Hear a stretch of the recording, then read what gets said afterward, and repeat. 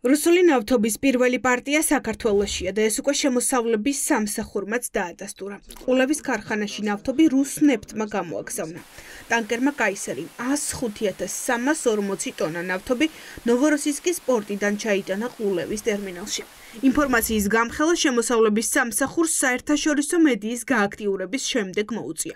ახლა ამტკიცებენ, რომ ნავთობი და ტანკერი სანქცირებული არ არის, ამიტომ არც პრობლემა არსებობს. სანქცირებული არის თუ არა რუსული ნავთობი, ხო ვიცით არსობრივად, რაც რო ნაკლებ ნავთობს გაყიდეს რუსეთი, მით რო ნაკლებ ფული ექნება იმისთვის, რომ აწარმოოს ის ბარბაროსობა, რადგან რუსული ნავთობი შემოიტანეს და მაგას ამუშავებენ, ეს ნიშნავს, რომ თავიდანვე იყო განზრახვა, რომ რუსულ ნავთობზე უნდა იმუშაო ფაქტურად ამას და დარჩენი იყო, როგორც დღეს ამბობენ, ბოლი.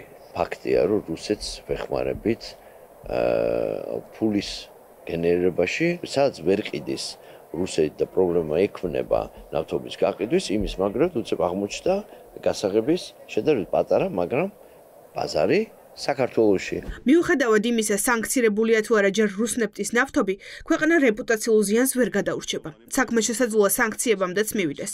თუ საქართველოს რუსეთის მაშვალ რგოლოდ აღიქვამს ცივილიზებული სამყარო. ფაქტია, რომ რუსეთი დასავლური სანქციების ფონზე ალტერნატიული გზების პოვნას ცდილობს. ეკონომისტები არ გამორიცხავენ, რომ რუსეთში შექმნილი საწვავის კრიზისის გამო უკვე გადამუშავებული ნავთობი რუსეთმა უკანაც დაიბრუნოს. მიზანი შეიძლება იყოს, რომ აქ შემოვა რუსული ნავთობი, გადამუშავდება და დაბრუნდება რუსეთში. ჩვენ ვიცით, რუსეთს როგორ უჭირს ბენზინი, როგორ უჭირს განსაკუთრებით მის დასავლეთ ნაწილში.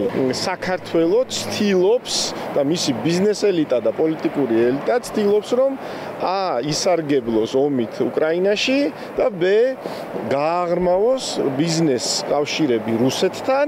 ჩვენ ვართ ბენეფიციარები და ჩვენ ვართ ამავდროულად დამხმარეები მათთვის. ყულევში ნავთობგადამამუშავებელი ქარხნის პრეზენტაცია ზუსტად 1 წლის წინ შედგა. კობახიძე, დავითაშვილი და მაკა ასათიანი ხალხს უყვებოდნენ, როგორ გვჭირდებოდა ეს ქარხანა, რომ რუსეთზე დამოკიდებულებაც შეგვამცირებინა. დღეს უკვე კობახიძის მთავრობიდან გაშვებული ლევან დავითაშვილი თავად ხელმძღვანელობს ყულევის ნავთობგადამამუშავებელ ქარხანას და ბლექსი პეტროლეუმის სამეთვალყურეო საბჭოს თავმჯდომარეა. მაკა ასათიანის უკანკის სავარაუდოდ მისი ქმარი კოტე გოგელია დგას, რომელიც რუსეთში ფლობს ბიზნესს.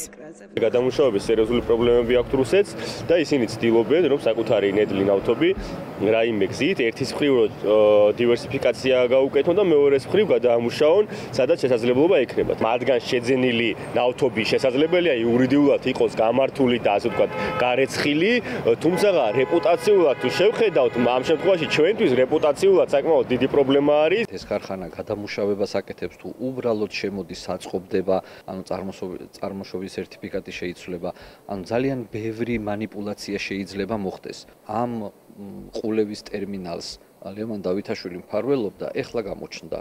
მაკა ასათიანის ფული რეალურად არ არის, არის რეალურად მისი ქმრის კოტე გოგელიას ფული და ეს ადამიანი ფულს შოულობს რუსეთში. ანუ რუსული ფული, რუსული ნავთობი და დავითაშვილი. ანუ მეტი სხვა ამაზე მეტი ფაქტი ფიზიკურად ვეღარ იქნება. რუსულ ფულთან როგორ შეხება და რუსულ ნავთობთან როგორ შეხება, უკვე საფრთხე არის. დღეს უკვე რისკები მხოლოდ სანქციებით შეიძლება არ შემოიფარგლოს. გამოწვევაა უსაფრთხოებაც, თუ საქართველო რუსული ნავთობის გადამუშავების ეპიცენტრად იქცევა.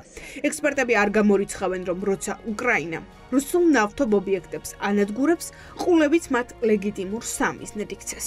რუსული ნავთობის გადამუშავება ეხმარება კრემლს უკრაინის წინააღმდეგ ომის გაგრძელებაში. ნავთობი არის მნიშვნელოვანი სამიზნე უკრაინული დრონების. ეს კიდევ უფრო დიდ საფრთხეს უქმნის საქართველოს უსაფრთხოებას ერთის მხრივ სანქციების კუთხით, იმიტომ რომ შესაძლებელია სანქციები ასევე ამ კომპანიას დაუწესდეს და მეორეს მხრივ მათ შორის საფრთხეს უქმნის მთლიანად არა მხოლოდ ენერგოსექტორს, არამედ საქართველოს ტერიტორიულ მთლიანობას და სუვერენიტეტს რუსეთზე ამ ფორმით მიბმის და რუსეთის მხარეს უკრაინის წინააღმდეგ ომში ამ ფორმით ჩართვის კუთხით. რუსული ნავთობის გადასამუშავებლად დაიწყო თუ არა მუშაობა ყულევის ქარხანამ, რატომ ვეხმარებით ოკუპანტს? კითხვები ბევრია, მაგრამ ოცნების ეკონომიკის მინისტრს დუმილი ურჩევნია. არაპირებთ რომ პასუხი გაგვცეთ რუსულ ნავთობზე. რატომ მიეშველეთ რუსეთს? ქაბატონო მარიამ.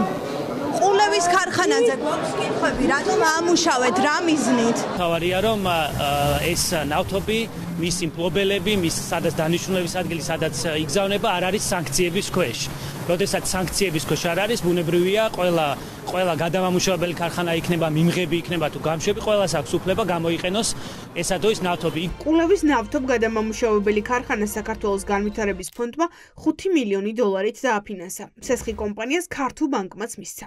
სულ ცოტა ხნის წინ კი ირაკლი კობახიძემ დადგენილებაც გამოსცა. მთავრობამ ყულევის ნავთობ გადამამუშავებელი ქარხნისთვის დიზელის იმპორტზე სპეციალური წესი მიიღო, რომ დაბალი ხარისხის დიზელი გადასამუშავებლად მარტივად შემოვიდეს.